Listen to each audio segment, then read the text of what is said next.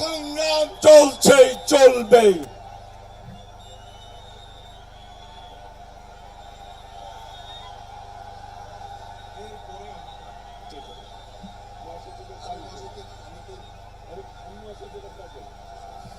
ওই নেতা আছে, সবাইকে হাত তুলে বলতে হবে নেতা আছে। ও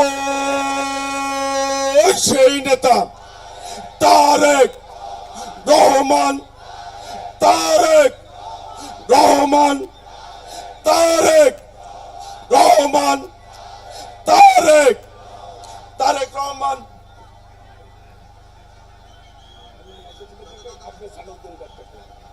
প্রিয় ভাইরা, এ পর্যায়ে শুভেচ্ছা জানাবেন